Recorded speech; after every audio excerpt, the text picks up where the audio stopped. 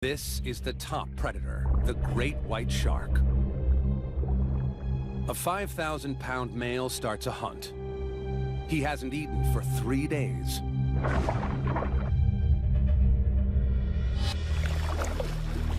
He picks up a scent from 2 miles away. Seals.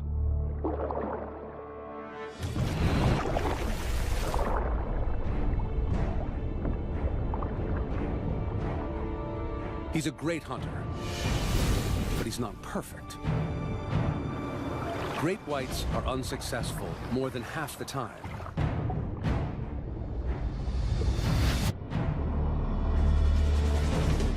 Weather conditions, prey reactions, or just plain luck can tip the odds. But this guy's got some clear advantages. The most significant being lots of prey. Seal Island. It's early winter, right when this 75,000-course buffet must leave the island in search of food.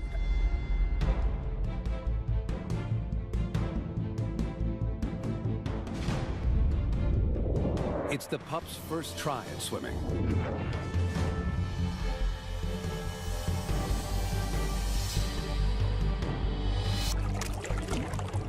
Instinctual grace soon surpasses clumsiness. They're on a mission. To get to their fishing grounds, they must run the gauntlet.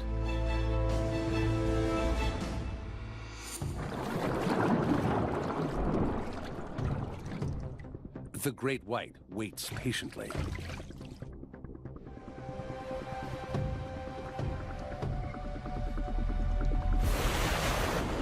The older and wiser seals know what waits for them.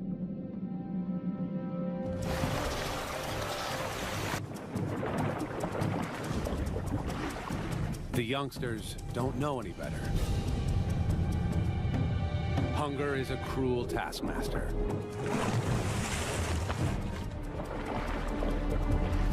There is safety in numbers. Lagging behind increases the chance of becoming a target. The littlest ones try to keep up.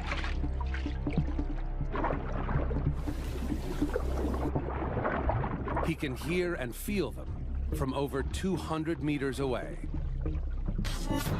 In sharks, hearing and vibration detection are linked. The great white's invisible inner ears work together with 2 hollow tubes, or lateral lines. Microscopic pores open them to the sea, and when something moves nearby, tiny hairs are stimulated, alerting him to the disturbance. Scientists call this sense a great white's distant touch. He can smell them, he can hear them, and by his distant touch knows they're close. He just needs visual confirmation.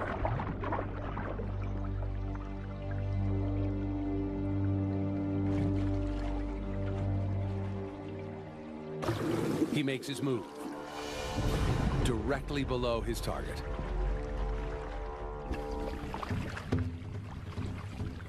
Then, he stokes his engine. The tail is the shark's powerhouse. Red muscle sustains the swimming of the shark, while white muscle allows for sudden bursts of speed, like a rocket booster, to launch upwards at speeds of up to 25 miles an hour.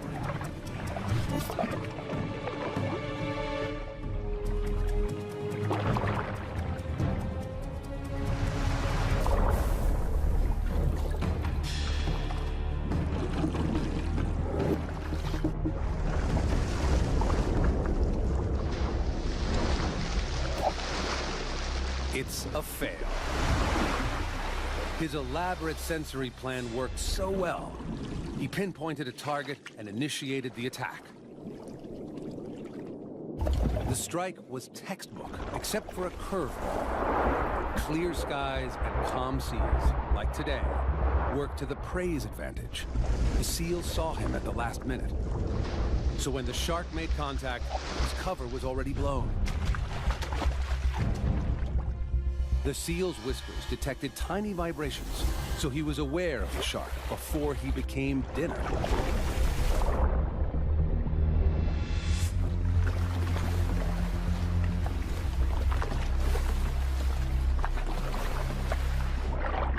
seals are now on high alert.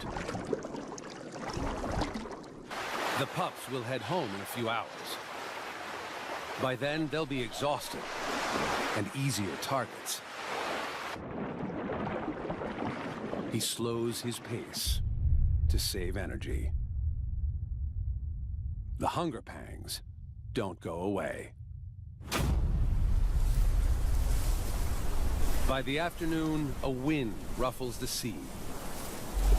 The seals are full of fish, tired from hunting.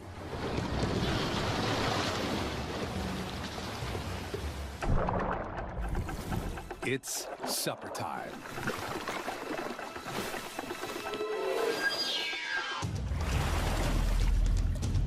He targets a young straggler.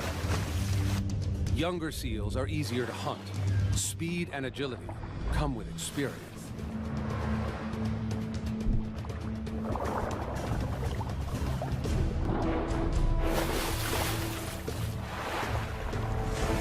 A great white has two major blind spots. Directly in front of the snout and right behind the head. The seal luckily lands in those spots. Agility wins. The seal makes it to the kelp. Double fail. For the shark, it came down to one critical moment. The initial strike didn't bear fruit, and from then on, the odds were in favor of the seal. It became an agile torpedo, using its front flippers to propel itself away from the shark, while steering and changing direction with its back flippers. The great white had already struck out once today, so when he missed the seal on the first strike, he should have just swum away. Two fails means he's lost out on over 1 million calories. The great white executes the perfect attack. But there's something wrong. It's a decoy seal set by a tourist boat to lure the shark.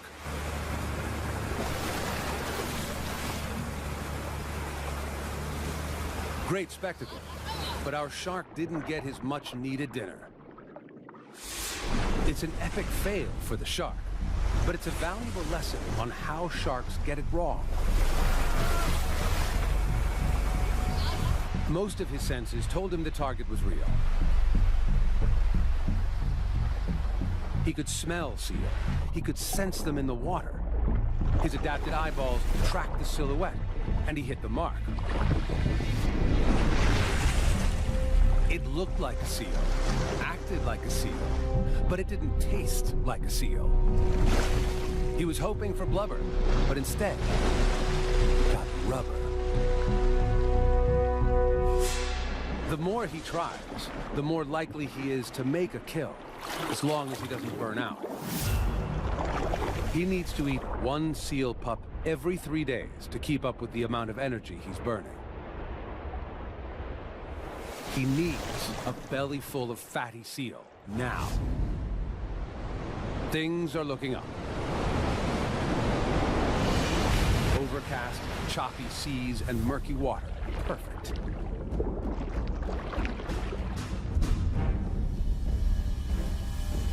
No longer in tight formation, the seals are trickling in from their 3-day fishing trip.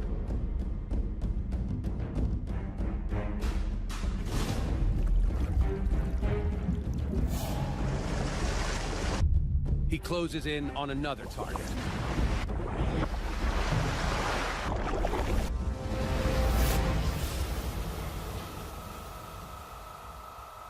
It's a direct hit.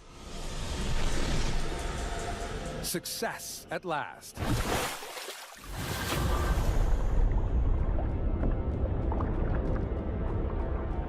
This time, the shark launched the strike just as the seal was taking a breath of air.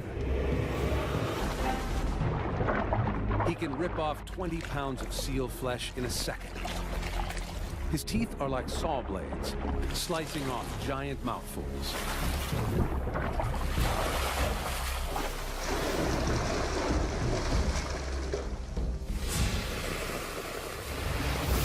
For the great white, All systems must be accurately aligned for the perfect hunt. Every seal he gets fuels his machine. The ones that get away motivate him to try again. If the great white is the killing machine of the sea, this predator is its counterpart in the sky. Gannets are air-to-water missiles, plummeting at 60 miles an hour for their food. Now, they're leaving to track down a fishy feast. 200 miles away, millions of sardines start their annual migration. The sardines form one of many massive clouds of fish called shoal to follow blooms of plankton. It's time to fly or die.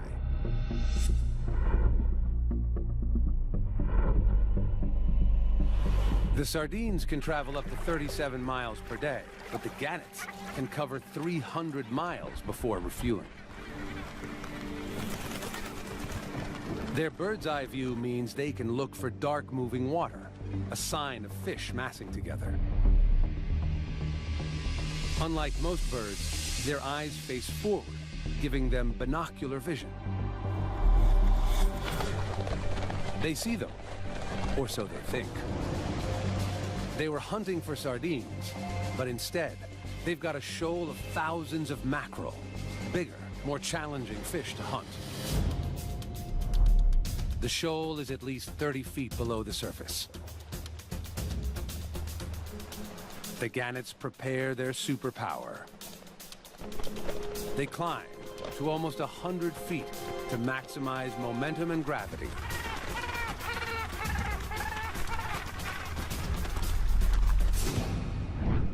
They have to be perfectly aligned, or they will die on impact.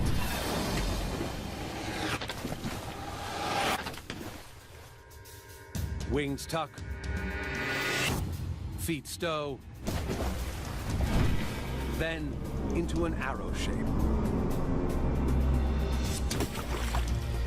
Most objects at this speed and from this height would hit the water like it's a brick wall. But the gannets cut right through it. Protective membranes cover the eyes and act as goggles during the dive. The beak is strong and pointed. Their nostrils are internal, preventing any water from entering on impact. The thick skull bone is a crash helmet, and air pockets inside are like airbags, cushioning the blow.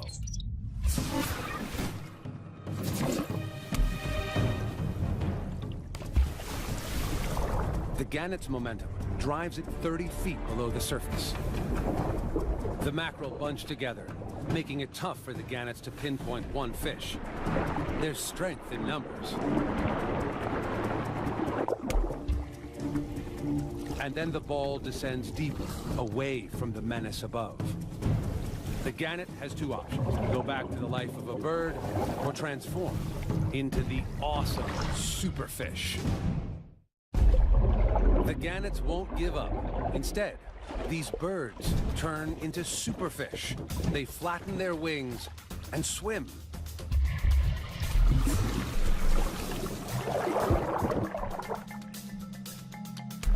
They can reach 60 feet while holding their breath.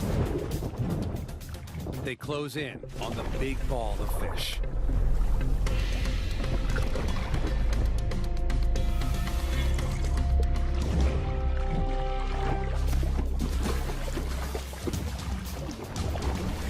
The gannets grab hold of the mackerel. But their plan of attack isn't working. The mackerel are wriggling free, despite serrations near the tip of the gannet's bills, good for gripping slippery fish.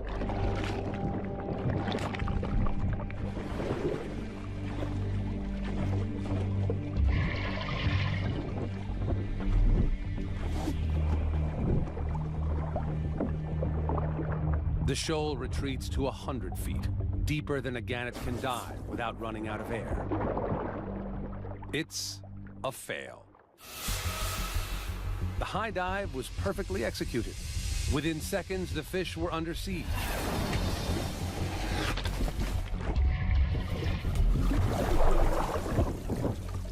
But when they grab the prey, the mackerels slip free. Mucus covers their thin skin, making them hard to hold on to.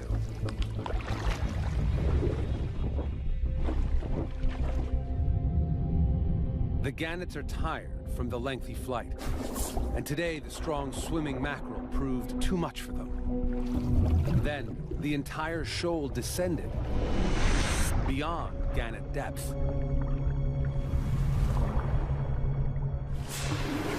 With empty bellies, they take to the skies once more.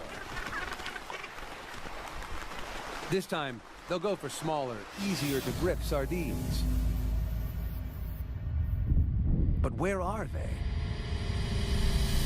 The gannets are now more than a day's flight behind the sardines. They need to hustle, a huge challenge for the young flyers among them. Their time and energy are running out. While the gannets search above the water, a menace prepares for battle below. The sailfish uses its bill to slash at the sardines and isolate a victim.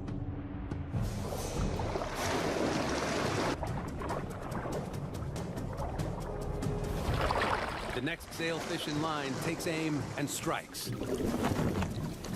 It's completely off. When one misses, another is ready to take its place. Another failed. Or is it? Sailfish don't just pick off individuals. They hit multiple sardines over and over again.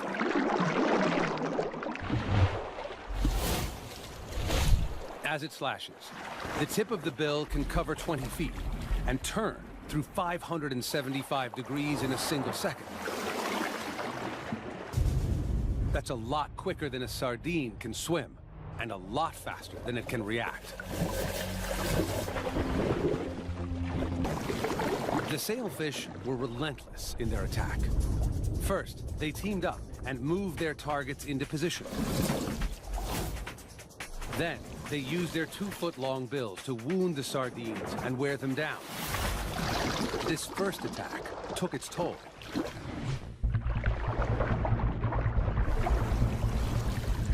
Each sardine was roughed up, then gulped down by the sailfish in less than 1/10 of a second.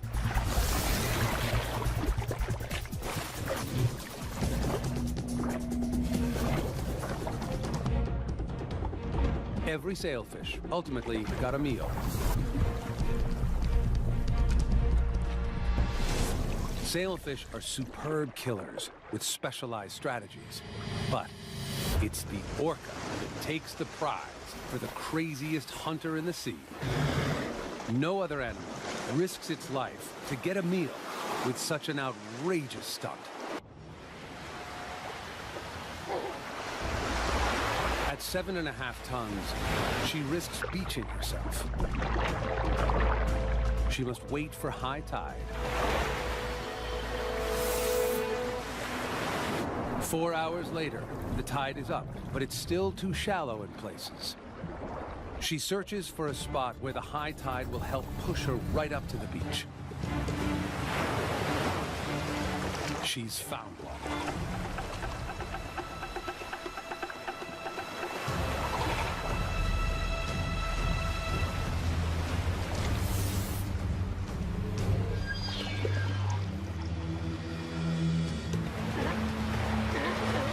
She gears up to perform a super stunt, totally unique to this pod.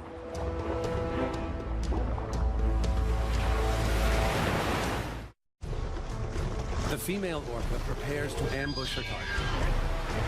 Surfing a wave, she speeds toward the beach at 30 miles an hour.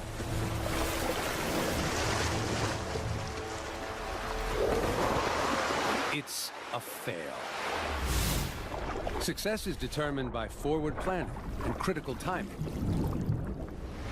She didn't get enough speed at launch.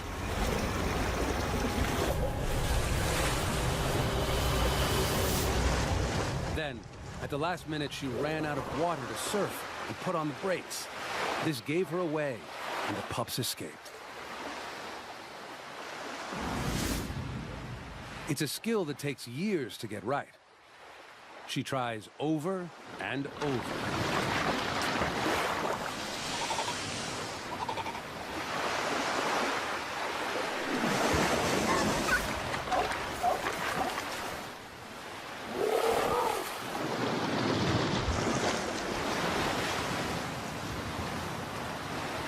Can this massive 22,000-pound mammal haul its own bulk out of this fix?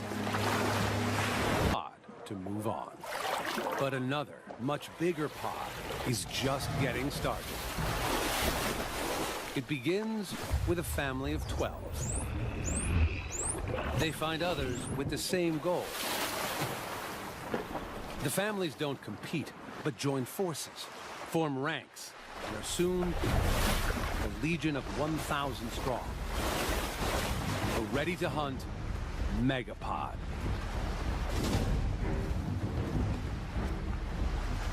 They've got 300 miles to cover to reach their target off the coast of South Africa. What drives this obsessive journey? None other than the irresistible sardine, now migrating within their reach. And they are being watched closely from above. Having failed to find the sardines themselves, the gannets place their bets on the dolphins. Just follow and let them do the hard work.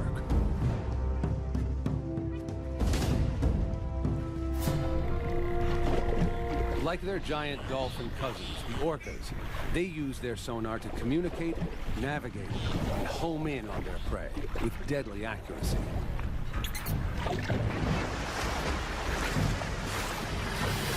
Thousands of echolocating predators soon pick up the swimming fish. The sardine migration pushes steadily northwards.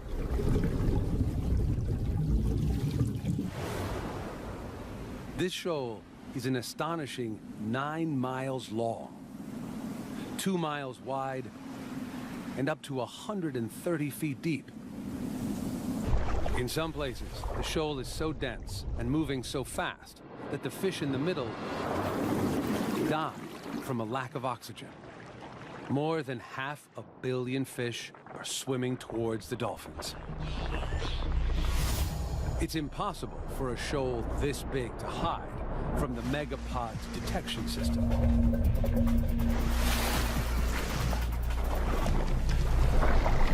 The sardines fall right into the dolphins' trap. Now, the hard work begins. Holding their breath for up to 10 minutes, they work to split the shoal and push a smaller group towards the surface. They do it, herding the fish like border collies corralling sheep. Under attack from all angles, the sardines stick together. But the tiny sardine should never be underestimated. Along with vision, they coordinate their movements by reacting to water flow. When it works, they avoid bumping into each other. Organs, called neuromasts, line the skin around the sardine's head and accurately detect motion between themselves and the surrounding water. As one fish moves, it creates a flow of water that provides information to the fish next to it or behind it, allowing them to keep their place within the rapidly moving shoal. This is how a shoal works. Thousands can move as one. Each individual tries to find safety in the middle, creating a mass continuously folding in on itself. Nobody wants to be stuck on the outside. The gannets flock overhead, waiting for the fish to come within reach. The alliance is about to reach its climax. The table is set, everyone is in position. But unexpected diners show up. Sharks. Thousands of them.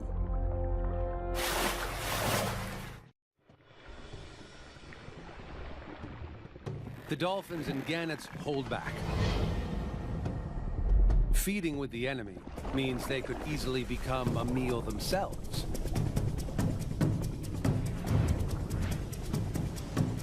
The sharks think they can collect the proceeds from the dolphins' hard work.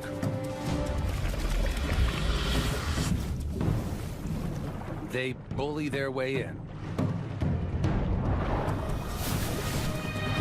destroying the tidy formations the dolphins have organized. But the sharks can't get a mouthful.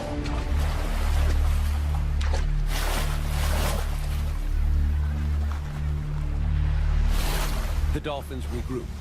Just maybe they can patch up the mess.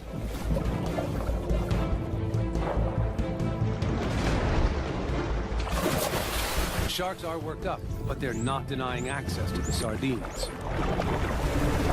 The dolphins boldly focus on turning this setback into a victory. If they don't, they all go hungry. Dolphin, gannet, even shark. The dolphins are back to herding. The sardines respond as predicted, defensively moving into a tight ball close to the surface.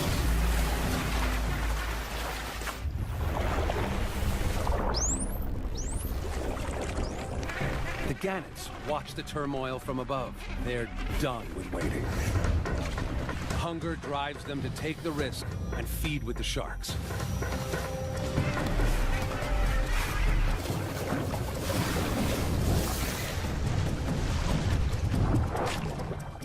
The feast fast becomes a frenzy.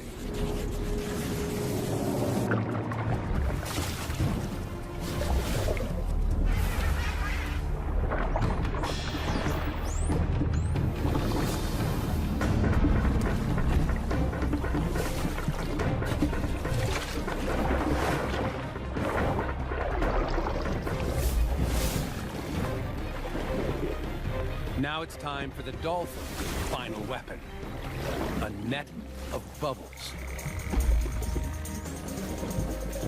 The bubbles form a barrier that the sardines don't like to cross.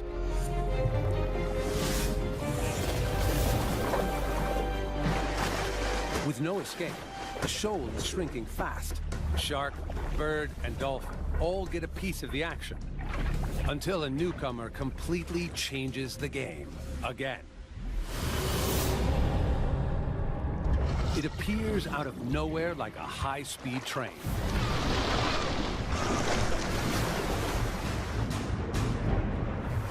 "42 feet in length, with the ability to swallow a small car, the Brutus whale vacuums up hundreds of sardines in one mouthful. He makes the shark look like a minnow. Flicks of its muscular tail power it upwards at high speeds. Even with its gigantic ballooning mouth, creating drag.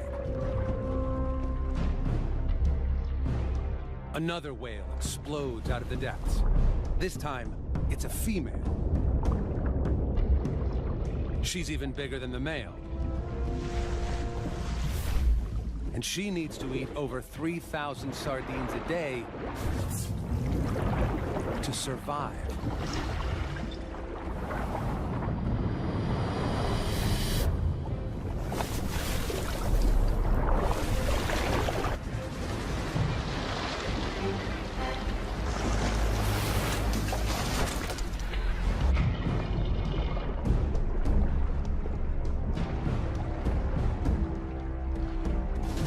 The whales triumphed in what the sharks initially attempted, a latecomer cleanup job. The dolphins scoop up what's left, and there's not much. Only one lucky sardine survives. It sees a gap, hightails it out of there. It was a surprising, multi-staged, multi-species kill, with critical turning points. The dolphins were the masterminds, tracking the shoal with sonar. The gannets used them to locate the migration. The dolphins triggered chaos, and the sardines retreated into a ball. The final step was to split the shoal into smaller balls and chase them up to the surface. Then the sharks bulldozed their way in, messing with the dolphins' plan and not helping their own cause. But the dolphins had the courage to regroup and pack the fish together again. As a result, all the predators could gorge themselves until the dark horse showed up. He vacuumed as much as he could before the bigger female took over, and she finished them off before the others could. Still, the super pod of dolphins is well fed. They disband and go their separate ways. The gannets now have enough protein to fly home. The sharks are full. And the whale did the least amount of work for the most reward. The sardines were massacred. There is safety in numbers.